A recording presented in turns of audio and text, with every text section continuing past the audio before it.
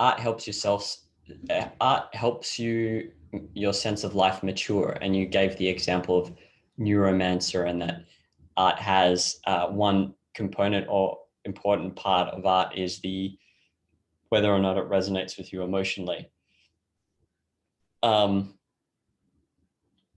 I agree with all that. I just didn't quite get what you meant by when you're saying it helps your sense of life mature, do you mean you understand yourself better?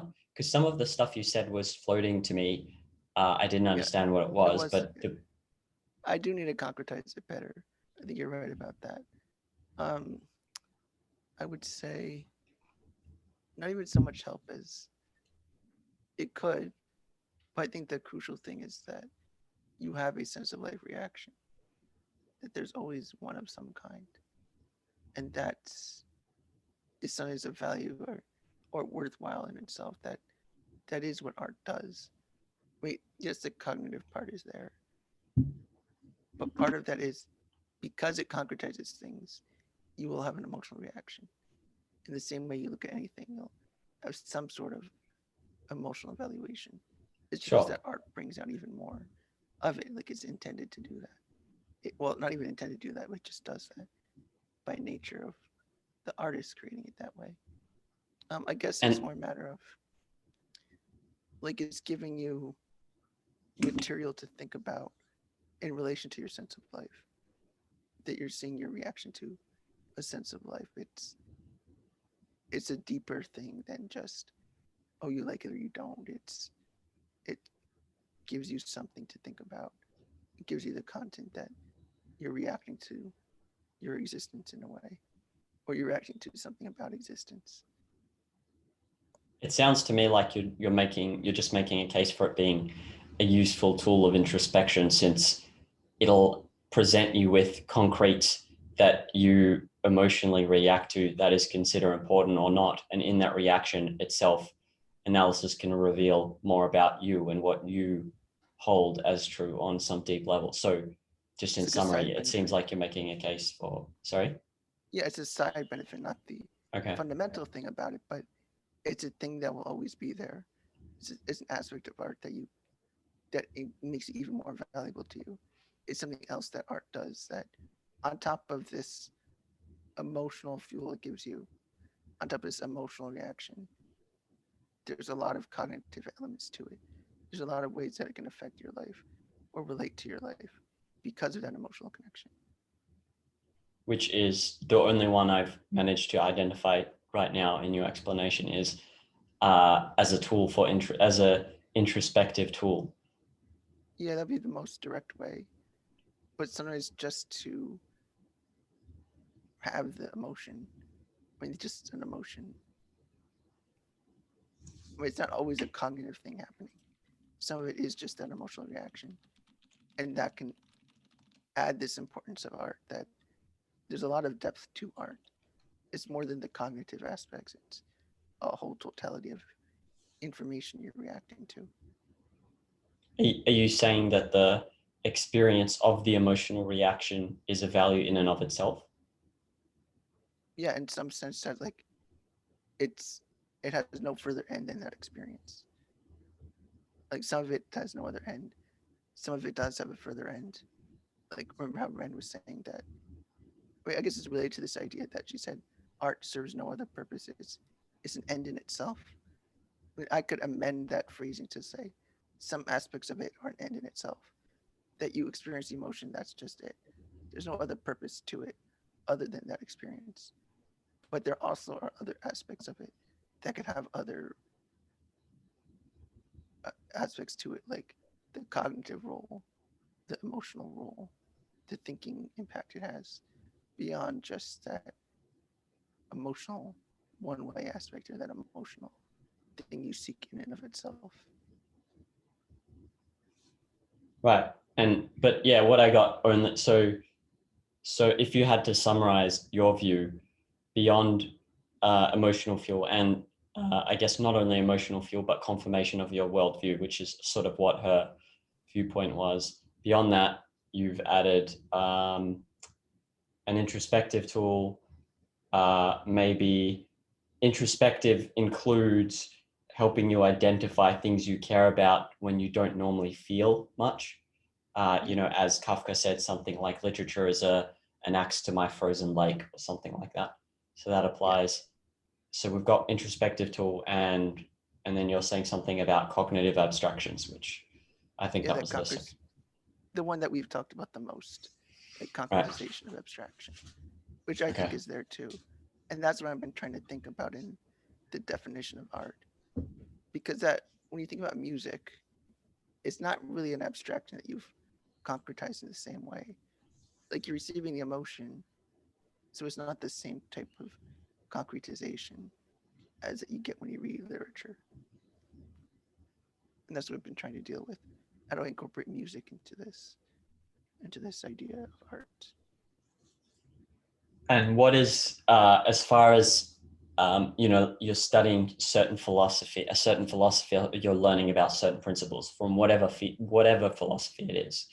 If you then want help in concretizing that, is there a way to do it without just limiting yourself to the specific fiction that is based on that philosophy? Because there's too many disparate ideas, and so you're not going to be able to, let's say you hold certain principles in mind, like it seems like it is likely you could in isolation find, for example, you want to grasp honesty better as a principle. I have a feeling that you'd be able to identify it in a lot of other literature that would concretize that really well. Um, that would help you concretize that well, right? Yeah. And so if you are searching for better ways to concretize a philosophy that you are trying to adopt, how would you do that outside of books that are specifically modeled on the explicit philosophy you're adopting, which to me is that there's almost nothing. Like there's no, I Not can't think of, unless you read Sartre or Rand or some I'm not sure specific you philosophy, can. right? I've wondered if you can. Like, can you concretize into something else unrelated to your sense of life? I think your sense of reaction, sense of life aspects, the sense of life aspect of integrating all these emotions, what that sense of life is, I don't think you could just manufacture examples outside of that context. You're Okay. Yeah. always going to use it in some relation to your sense of life. I don't think you could divorce it from that, other than like imagining what it would be the case to be that person that holds these things to be true. But So I you're don't think saying, that you could yeah, integrate them per se. You have to, it gives you maybe different ways of thinking, but I don't think it can give you like a new way of thinking as much as it gives you material that you can use, but it doesn't guarantee that you're going to concretize it. Just makes it clear in your mind to use these examples and these ideas. And then are you, you like, talking, go ahead. sorry, are you only talking about literature where you do have a sense of life response to right now? Or are you saying all Well, literature? I question that you could read something with read a piece of literature without any reaction. I mean, if you didn't, then it would just be like a textbook. Well, you're just doing it for like Borges. listing. Yeah, for you might see Borges in that way, and that would be fine. But I don't think you could really eliminate a sense of life response. Like, there's always going to be something in relation to what you know to be true already, or what you feel to be true. I mean, you might be faced with many examples over time and shift it because of what been faced with, and it gives you more things to. You've been faced with more things that you have to take into account. But I think ultimately it's just a matter of, are you integrating what you're learning with the things you react to in the world? It's that back and forth with emotion. You can't just erase all the emotion, just hope that with enough time you'll then turn on your emotions and they'll suddenly match objectivism. Like, you have your emotions now, you're gonna have these reactions. You have to take into account that you are reacting to life and changing over time slowly. Like, you're focusing on newer things. And I think that's what you focus on if you start thinking about, how does this say, what does it say about honesty? You know, that is your frame of mind. And you read that with your frame of mind.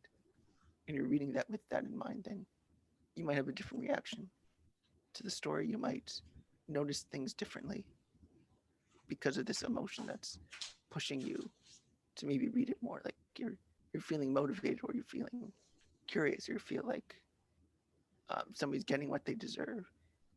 Like you're identifying something, and that reaction almost pushes you to focus your mind on something. I think that's what art can do too. Uh, so then, yeah, you are making a case for just stick to literature that you have a sense of life response to, because you need an emotional reaction for it to mean something. That's what I got. Yeah, and I think that will be the case of painting. If you've learned enough how to look at paintings, I don't think it's simply automatic that you can look at a painting and know what your sense of life reaction is. To some extent, I think it's reliant on what do you understand about painting. But I mean, there are painters that I get a definite sense of life reaction to, but it's I not as didn't. intense. I've never had an intense sense of life reaction to a painting. Yeah. I've had it to books for sure, and they vary, but they all have a similar theme. So that's an identification. I didn't understand. You said that. I can't remember the context. You said something about forming new ideas. You read a book that your sense of life reacts to, and you said you form new ideas. In what sense? Or did you mean if you read a book where you don't have a sense of life reaction to, you form new ideas? I mean more in the creative sense that when you have a reaction to something, it just gives you things to think about. And just by thinking about these things, you might formulate new ideas. Just by like, oh, reintegrating things, reorganizing things, noticing something new. Can you I don't, give me an example? well, I guess say certain things when I first read Ayn Rand, I didn't think about until I read her book. Like I think what it meant to have not be overly skeptical. Like I never really thought what it meant to be skeptical. I just knew it was like good to ask questions, but I couldn't do anything more than that. And once I did read that and this positive reaction I had to Rand, I could start noticing that better. I started reacting to that more, started thinking about it more. So then I could just, as a consequence, I just ended up thinking and reflecting more. Interesting. Can you think of specific scenes or characters that that stand out in your mind as really making you rethink that specific aspect of your method of thinking? When the guy describes the wet nurse was talking to Reardon, to Hank, he was saying, well, you can't be certain of anything. And Hank actually, are you certain of that? And like that really stood out to me. And especially because I liked Hank Reardon. And like I did respect the other guy a bit, but I liked Hank Reardon's ideas. So it was like, it kind of struck me a certain way. Or when Dagny learned how to like abandon something that's like she didn't want to abandon Dagger Transcontinental after the accident. She was like, "Oh, I got to go back. I got to save it. I got to fix everything." And I really related to that because if I were in a position, I would go back to. I wouldn't stay in the ghost. Like, yeah, I'm going. I'm gonna fix the mess that happened. Like, it's not my fault, but I got to fix it. And that kind of thing I learned about. And maybe I learned how to take responsibility better, not in a self-harming way, but in a rational way. Don't just do things out of a duty or just this need within you. You should think about it. You should, what are your values? Before that, I don't think I considered it as much. I still have that tendency a little bit to want to fix something, even if it's not my fault. Even if I really can't do anything, but I would thank Atlas Shrugged as like for being able to get me to think about that, what that would mean to look at your values. And is the the incentive to think about that does that come because one, you really like the characters and you're following them and you're like, this is a kind of person I'm fascinated by, I like the way they live, and then they bring this view up of, oh, are you certain of not being certain about anything? And so because it's embodied in that character, that's why it makes you question it. I think so, and because I do have the emotional feeling and attachment to this, Right. then as a consequence of that, I start to think about it. Like Why do I Right. feel this way? Or I don't even need to think about why explicitly, just that once I notice a feeling, then all I got to do is like, oh, what am I reacting to? And I see it's always Hank. And then I just start concretizing things. Not Right. that I'm even explicitly that, it's just naturally when I think about it, I'm going to concretize it because that's the feeling I get. I get the feeling when I see that scene or think of that scene. That feeling pops up. And what is it about? Do you think that the fact that you can get this so much from literature and art is that, uh, as Rand puts it, something like that your day to day is flooded with apparently meaningless concretes, and so it's hard to select those that are relevant, whereas a book of fiction will select all or what the artist considers most important, and so you're presented with this like tray Yeah. of experiences that are just so hard to get in real life, at least in a short amount of time. Do you think that's what it is? For literature, yes. Okay. That sounds right. For And music's a little different, but it's still similar with music. right. Yeah, okay. I did not reflect anywhere near as much as you when I first read Atlas Shrugged. All I got was I liked the characters and I liked the universe, the whole universe they lived in, and being able to understand and build things and create things, and just a kind of effortless ability. That appealed to me a lot, Well, and that it was very philosophical. did any of the characters like really strongly appeal to you? Like really strongly? Um, hmm. I really liked Ragnar, actually, even though he had brief appearances. I can't Yeah. remember exactly why. I like this idea of going out into the world and thieving for good, and Yeah. and on top of that, I think the other thing that really appealed to me and was this, um, being both extremely philosophical and practical. That was the other appeal. Like, because it's such an odd, it was such an odd combination in my mind to have this captain of a battleship who was also part philosopher. And I think that's what I reacted to.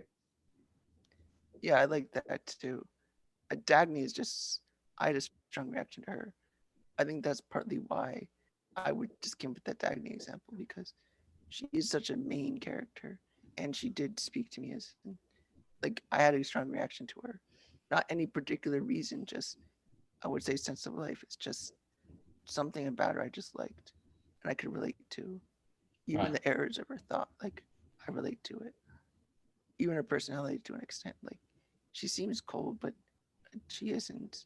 Just she seems that way. And that's I, another thing that I liked about yeah. her. I don't know if I reacted so much to the characters as I did to the universe, meaning I Yeah, admired the characters, but I didn't think they were like me at all. But I admired them, and I really admired that's the whole world that was created. And I was like, I think the reaction was something like, I want to live in a world like this too, more than specific. Wow, because some of the characters were different, very different from me and my view of myself, but I still admired them in a way. Um, what yeah, what you're what you're saying? There was a. Do you know Why Not? The guy called Why Not? yeah. Yeah, I already know. I asked him questions about this and he said the same thing, which is really interesting. I'm still getting my head around this. Like, he said the same thing, that it helps him, that he thinks literature can help you form abstractions, which to me seems crazy. And like, I still haven't quite, it sounds like what you're saying though, is that it motivates you to think about those things in you rather than helps you form abstractions. Yeah, I think motivate would be the better way to put it because, well, it's both. It motivates you, but then also gives you the concretization to think about. It's the motive and material is there all in one. It comes together, I guess I would say, What, at once. what do you think of, I know Peacock made a case for reading even literature great literature which you don't enjoy or don't, has terrible philosophy, for example. Like, as an example, I tried to read Man from Underground a while ago by Dostoevsky, and it was just like, yeah, when I had hair, I just wanted to like pull my hair out reading it. And so there's no, but there, what do you think of the value of that? Because I couldn't figure out what the hell was wrong with this guy I or what. disagree with him. I disagree with Peikoff. Okay. I would say you should just read it out of any subjective feeling. We're not making an objective decision here about the art you like. It's not, by nature, it can't be objective. You're not deciding based on some principle what would be the right thing to enjoy. It is or isn't. I don't think it's even worth taking the time to psychoanalyze it. Just you take what you like and read that, and then to that extent, it could help you. I don't think reading literature you have no reaction to or no interest in is worthwhile. I mean, maybe for school purposes, of course. I'm Right. not saying That's it's what he was worthless to saying. read them, but That's what he was saying, but, I think. but I would say no reason unless it was like specifically school. I mean, yeah, you could learn some things or two. I think that would be okay, but as well, only if you're like really focused on like you're taking English literature and you really need to know the field, then I would say sure, that would help you understand that time period and all that. But as just a matter of to understand philosophy and you want just to improve your philosophical knowledge or general knowledge, then no, I don't think there's any reason to read things that are just classics for whatever reason it might be. Like if you're not enjoying it, don't bother. I had an opposing viewpoint was made, which made sense to me, which is one, some classic literature requires a context to understand. You can't react to something which you cannot identify, meaning if you're reading the Odyssey or if you're reading Dostoevsky or if you're reading Hugo and there's all these words that you don't understand, there's a context you're not able to identify, then it makes sense that you can't even begin to react. And I think the second point is that great works, this girl described as encyclopedic, meaning they contain so many different important elements. And so you just get so much more to feed on than some other work of art. So if you can identify it, it is worth the effort simply because of the amount that is integrated into the work, the amount of themes and the amount of situations and people and ideas. And so that was the case I heard being made to motivate me to read, for example, Dante or Hugo or whatever. So, and which makes sense logically, just as what Why Not said makes sense logically, but I can't validate it until I experience that. So, I mean, I still disagree with that. I do get the value of like, yeah, you need to know the context sometimes. Like, I don't doubt that you can't always just jump in feet first and automatically expect you'll enjoy it. I mean, yeah, there's context sometimes that you want to understand. I think there's some books I would not have liked 10 years ago that I like now. I think there even is an example of a book I read. Couldn't stand it then, but now I've read it. It was weird. Can't think of the book though. Because I think, remember when you asked something like, can you have a reaction to something but not even understand what it's saying? Like think it's positive, think it's good, but not have any idea in what it's saying or conveying. Didn't you ask I something like can't. that What once? was the context where I can't remember? Like you can read a book and not really understand what's going on, but have this sense that this is interesting, this is worth it, but I don't understand it quite enough to say what it is I like. Well, maybe in reading some of Rand's, definitely in reading some of Rand's, I remember having that experience. Like there were scenes in The Fountainhead. I'm like, this is interesting. And I've seen something that like, this makes me think of something. I don't quite know what it is. Yeah, there's a sense of like, there's something here. There's just a feeling, but you can't figure out how to identify it in words fully. Yeah. Yeah. And I'm thinking that's usually, I mean, then you don't understand the context and you can't appreciate it fully and you might have little patience, but the interest is still there. I think that's a big part of it. Like I think that the art to have any value, you need to have at least that kind of reaction. They're like, Right. it's interesting, something's there. And I did have that reaction the other day. There's a movie Tenet. Have you heard of it?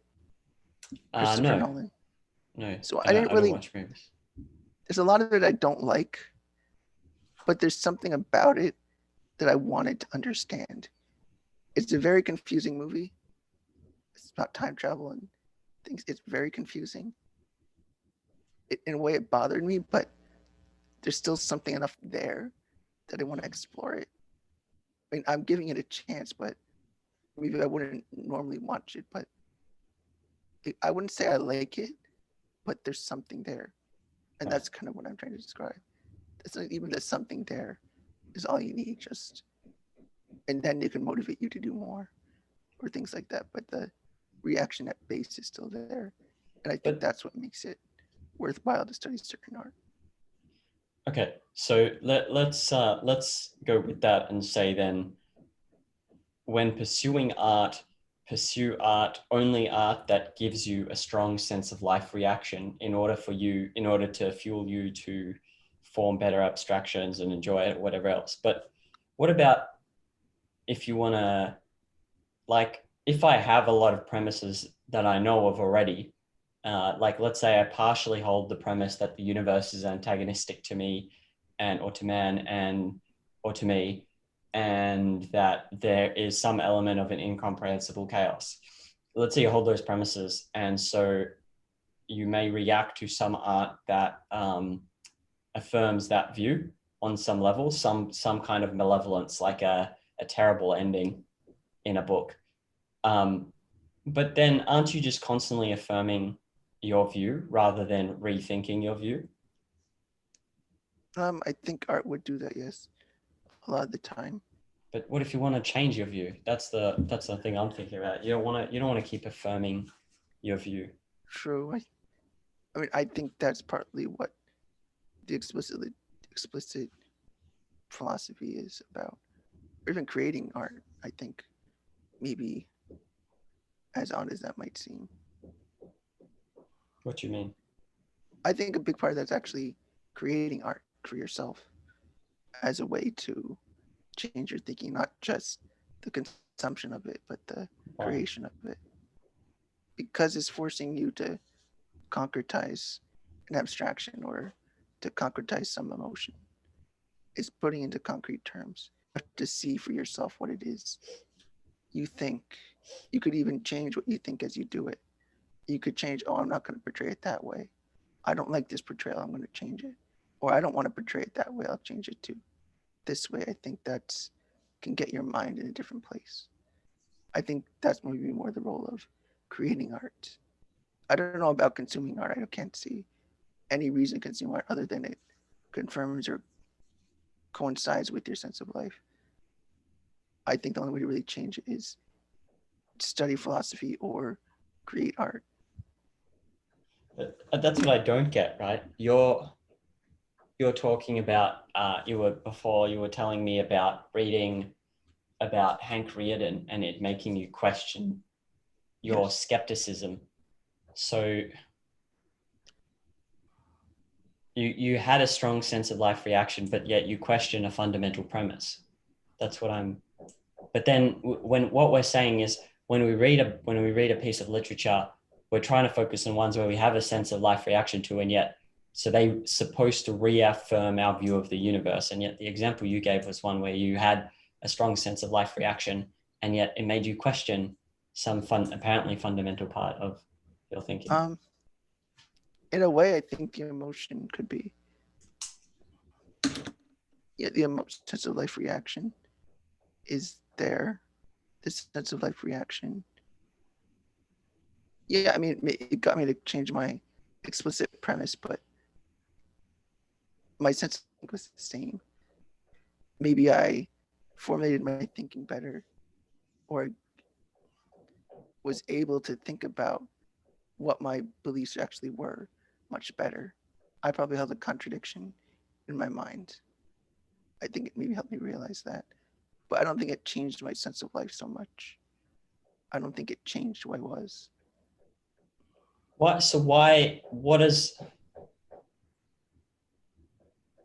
Yeah, I'm just confused. Then, okay, so you're saying if you want to change fundamental premises, then read or create art, but like focus on art you have a sense of life reaction to. But then, to me, that just seems Yeah, like what if I am trying to concretize some new philosophy, and I don't want to write a book now. I'm like, if you work or whatever, you don't want to start writing a book to concretize some new ideas.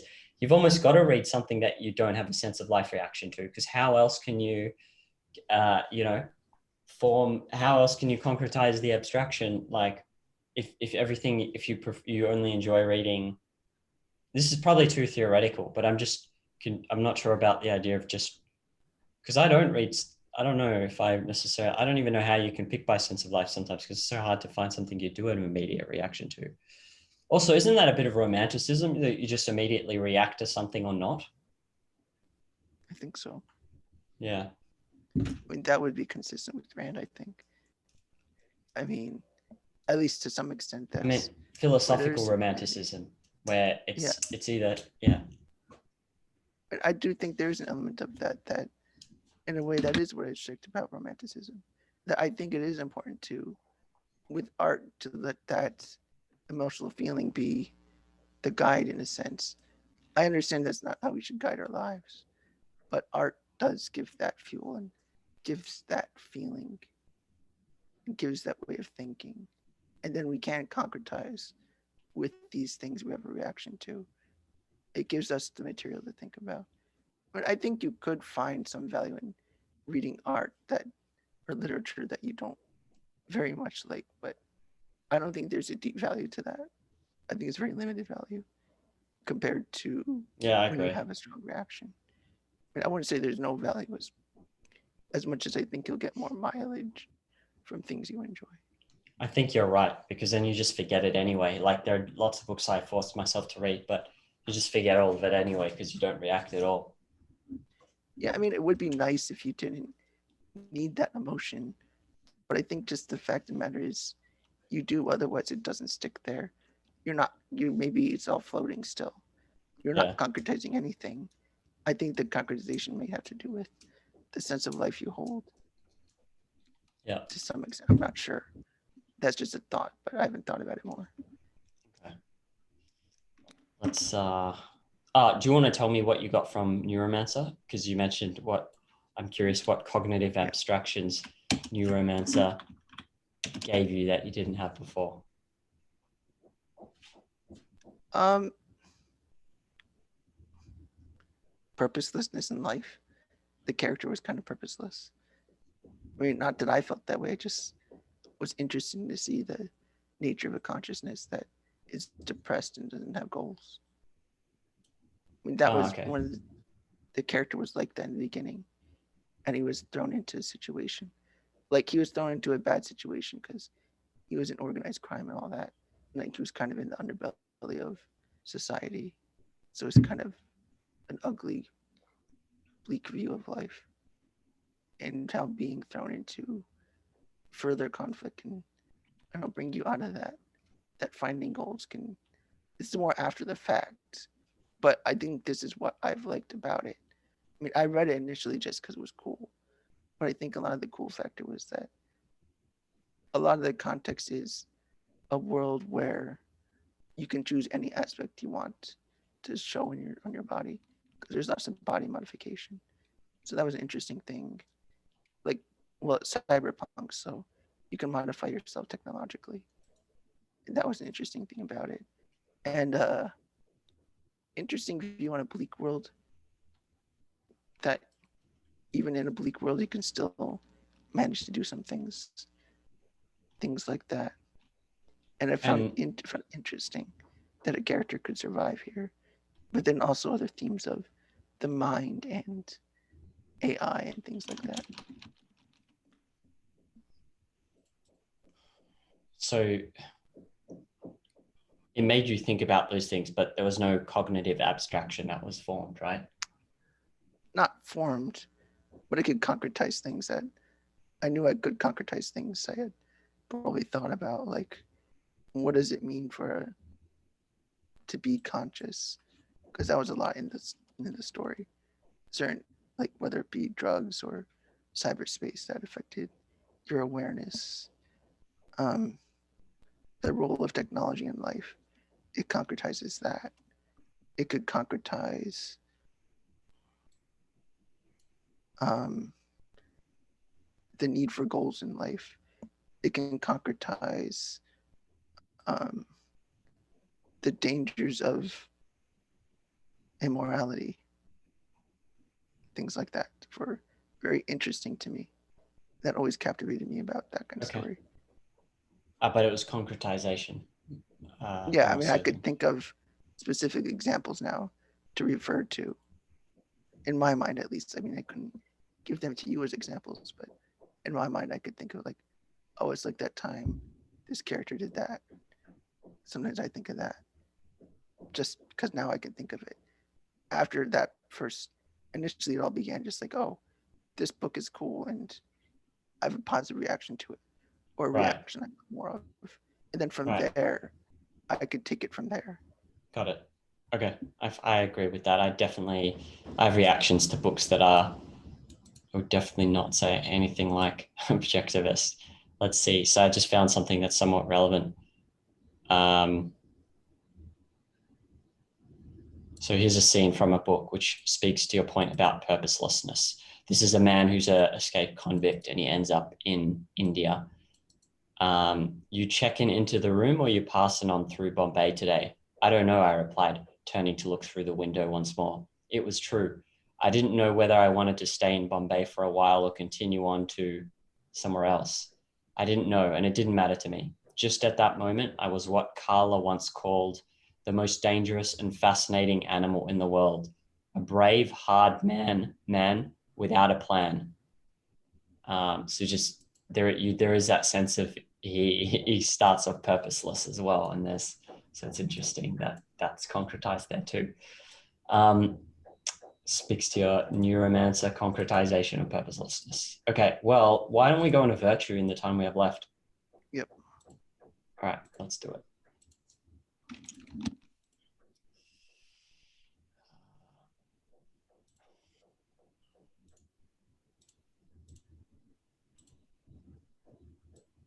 All right, so we only got to the first sentence last conversation.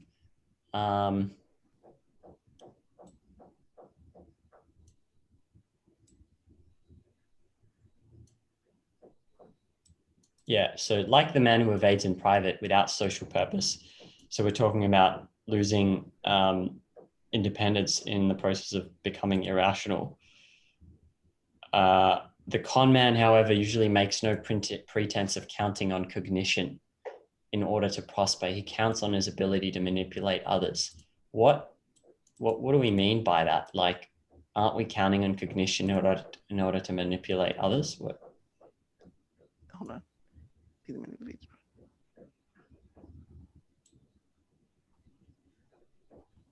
Well, like we were saying one time before, like about doesn't a say mob boss need to use his thinking, and maybe Yes. the mob boss knows that much.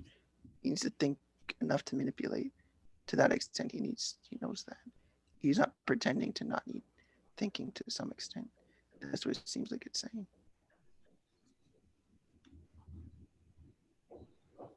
Okay, I still don't really get the difference between these distinctions he's making. Well, the first Um, example, the one who evades in private, he's denying to himself that he needs to think. He's avoiding thinking. But right. the con man recognizes himself that needs to think. He recognizes that he needs to manipulate. Oh, okay. Um, oh, I get it. Okay, I actually didn't, maybe I didn't get the English before, but because there is a pretense for someone who evades in private, there is a pretense that he doesn't need to count on cognition, but the con man doesn't make the pretense. He's just like saying, yeah, I'm going to use it to manipulate others. That's what's being said, right? Yeah, yeah. Okay. I actually didn't get that, but I get it now. That's cool. Now I get the Liar. difference. Okay, so we're talking about the liar is a parasite, not on people as such, but on people who are deludible. Um, You're gonna go. but I mean, just go one at a time. So liar okay, is parasite. People say he's a parasite on just ignorant, blind, and gullible people. So he's not targeting anybody smart, anybody intelligent or virtuous. Just ignorant, blind, and gullible people is who they're manipulating. Let's just presume that. Okay.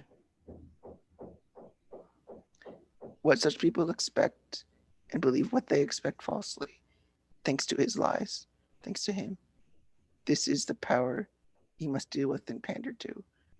So if he's dealing with, to get what he wants, dealing with ignorant, blind, and gullible people, that's how he gets what he wants.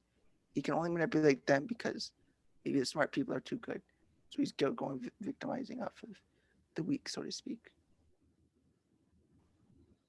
You get that much? Yes.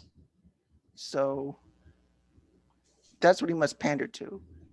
That's how he gets his values, manipulating those people. Um, he thinks he turned the world, others into his puppets, but his course makes him their pawn. He's dependent on the lowest people. He's dependent on what the ignorant, blind, and gullible give him. It's saying. Yeah, I get it. Actually, I understand. So even in the case of someone like what was his name? Madoff, Bernie Madoff, Yeah. who would have had, let's say, some sophisticated investors. There is an element of they have certain beliefs and expectations, and they might be completely unreasonable, but they have them, and that is what he must be in hock to constantly, because that is what he's trying to maintain, whatever their beliefs are. And so he can't think about what actually is real. He has to think about what they believe is true. So in a sense, he's their slave, because he's set up this thing where this and this is the expectation, and they believe it, and then so he's in hock to whatever that is, right? But also, in addition to that, it's not just, he's not just saying, oh, they think it's true, but I'm giving them a product that they want. Not just that he would be trying to do. He's trying to rely on their non-thinking to get them not to see the truth of things. He relies on them not seeing the truth. Seeing the Right. truth would be a harm to him. Right. But if you're somebody like, I'm just giving you a value that you like, I think it's a bad choice, but it's your freedom to choose that. You're letting them think still, decide for themselves. But this is, you're not relying on them to not know something. I mean, they're not choosing you isn't harming you or not doing anything to prevent you from prospering. But the only way this person can prosper is to the extent that others don't think, relying on their non-value, on that Right. the negative value or a Right. disvalue. Right. So Ayn Rand calls such a person a fool whose source of values is the fools he succeeds in fooling. That's interesting. You can apply that not just to, you could apply that to trading as well, because Yes. the market participants are irrational at some points in time, and so the point of a trader is to take advantage of irrationality. So that I would say that then that would that mean you're a fool whose source of values is the, you're not fooling anyone, you just know other people are fooled. And so well, actually, I Yeah, don't know if that's the case, because it's the harder one. you're not trying to fool anyone. Actually, you're just recognizing that other people are fooled and deluded in some respect. And Yeah, it's a trickier example. It's not as easy as the Bernie Madoff example. I yeah, think that's a debate worth having. Like, to what extent are stockbrokers actually doing this, or to what extent aren't they? Are they yeah. really traders? Are they manipulators? That's the question. No, a trader wouldn't be a manipulator. Or it could be. Right. You could definitely. I mean, Yeah, of there are course you could. traders out, but I mean, in the sense that a lot of traders are putting themselves in the position to, like, their source of profits is human irrationality, in the sense that markets are made up of participants, which are human, and there are points in time where they do just seem to act in ways that don't make any sense, and so Yeah. you take advantage of those situations, and then you could say on some level you're dependent on their being fooled, which is I don't know. It's hard to say when in It's like big you're dependent scale on a things. negative. Even like take Buffett, for example, right? His Buffett or Munger, like those big investors, they're trying to identify undervalued companies, meaning there are other people who are not smart enough to perceive those. Well, I don't know if that's the case, because then I could say, Hank Reardon is also taking advantages of fools because they're not people smart enough to invent Reardon metals. So actually, I'm not sure if that applies. Yeah, yeah, not abusing them. That's still trading with values that you're seeing that you're not trying to rely on their stupidity. You're just trying to rely on them to the extent that they see you. It's not even relying in the same way. It's like exchanging, I guess. And I guess you It's could even apply that to investing. Like, to what extent is it actually better to treat these people as rationally as you can? Maybe it is better to do it a different way. That's what everybody else did, but is it really the best way? You can Yeah. wonder about things like that, or you come up with new principles of trading that are actually better or make you more money than everyone else. I think, yeah, I guess you can look at the particular trader. Maybe some have better, more positive principles, and Rand would be arguing that, or Peikoff too would be arguing that the honest approach, the without manipulation, is better, even for profits. It's not like, oh, you do this and you'll make less money. I don't think they're even trying to argue that. It's just maybe this is in fact the better way. Value positive produces even more value. You could think of it that way too. If you're relying on the errors or the failure to think of others, you can't make more value. It's only going to be stagnant or go down because you're not allowing for growth in a value. Like you want this value exchange to That's sustain interesting. increasing value, I think. But that is trading. You are relying on errors, mispricings, mistakes. You're not relying on value. Even though Yeah, but it's not a relationship where you're going in to fool someone. That's not the case. But it's literally, there's a huge portion of it is, I wouldn't even know if it's irrationality, but it's errors, lack of ability of others that you're depending on rather than a positive. It's not at least to my awareness, so it's interesting to think about. I don't know, but then the job is like the kind of work has existed for, since centralized exchanges have been set up. So it's weird to think that there's something missing in the analysis, because if it's true that there's no value being offered apart from taking, well, if the only thing you're doing is taking advantage of the errors and mistakes of others, then it would be weird to think that the kind of job of a trader has existed for like over 100 years. So mm, I never understood it as a way of relying on the rationality of others in stock trading. Maybe I just don't know enough about the field to really say. right. Yeah, I don't think I know Okay. enough to really give a argument against it. I know enough about stock to kind of understand it, but I don't think I could really argue about how it works or Yeah. how it really functions. Yeah. Okay. We can go to the next.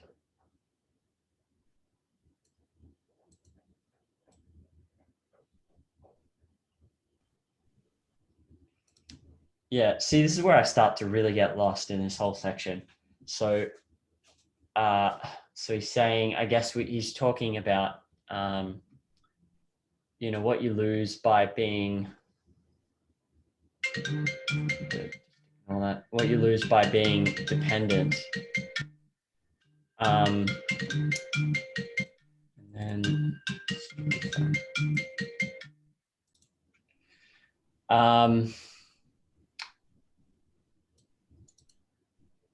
all right, let's have a look at this.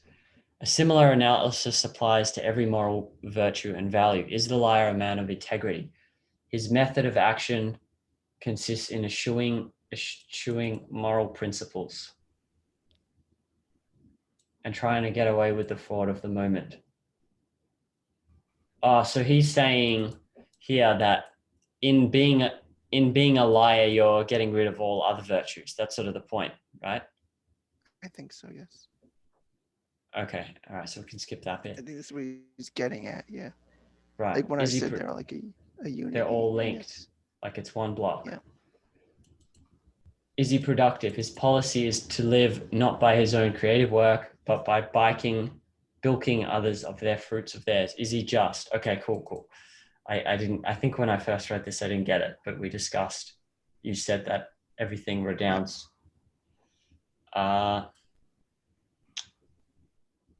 Yeah, so all of these are the same issues that I've had before, like a criminal is thinking, so we can get rid of this. Yeah.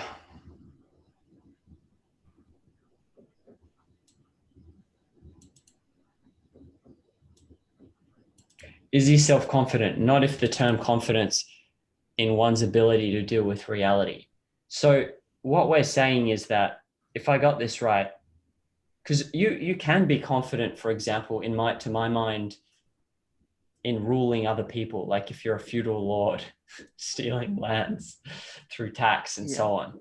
But what I think is being said, and you can tell me if I'm right, is that you're still, in doing so, you're pitting yourself, at least this is the claim, which I haven't fully concretized and I'm not fully clear on, but this is, I'm getting that he's saying you actually can't feel a real sense of self-confidence because you're still pitting yourself against human nature, like by being a feudal lord, for example. Yeah. In some way. Is that the idea? It sounds like it in the more like in terms of appearances, sure he's self-confident, but is he really? It's that sort of question. I think Socrates asked something like that before too. Like, does a man really know something if I don't know how it went? Um, does a man ever do something he doesn't think is good? Or can a man do something that he knows is bad? That effect, I think. And he was trying to argue that man only does the things he thinks are good and something like that. And I don't know. Um, That's in Euthi Pro. I got to that, but I couldn't. yeah. I just started getting to that. Yeah, okay. Yeah, I'm thinking in terms of like that notion of appearances versus reality is, I think, comes up in Greek philosophy a lot. I mean, we can say that, yeah, but in descriptive sense, like, yeah, you're confident. It looks that way because you're doing things in reality. But does it refer to anything that we mean when we say self-confident? Is he confident in his ability to think about reality? Is he confident about his ability to succeed in reality? I mean, I still think it's a bit of psychologizing, but we could call it a fake self-confidence or a self-defeating sense of self-confidence. Right. That Or makes phony. sense. So, right, just like you could have, um, uh, if I'm going to use an example from Musashi, like you could have a young 16-year-old wanting to go into battle and feeling like he's strong and will take everyone on, but he has no idea of what a battle is, but he feels a strong sense of confidence, right? Yeah. So You could that's put it what you like that. mean. Like you can have confidence, but it's not necessarily, what did you call it? How did you put it?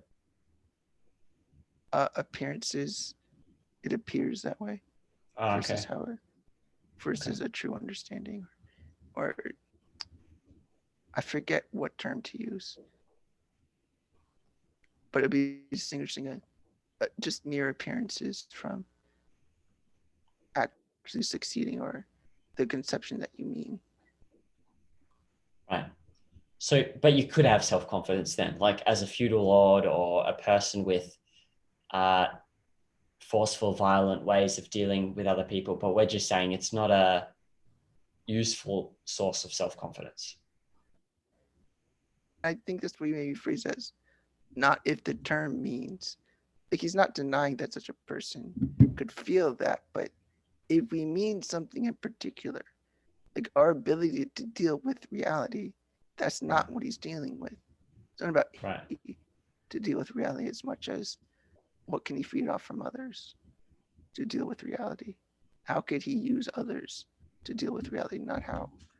I mean, it's like his body, his own self is that much further away from what's dealing with reality. Okay. I still need to get my head around some of that, but Can he be proud? Only in a depraved sense. Things like that. what does that mean?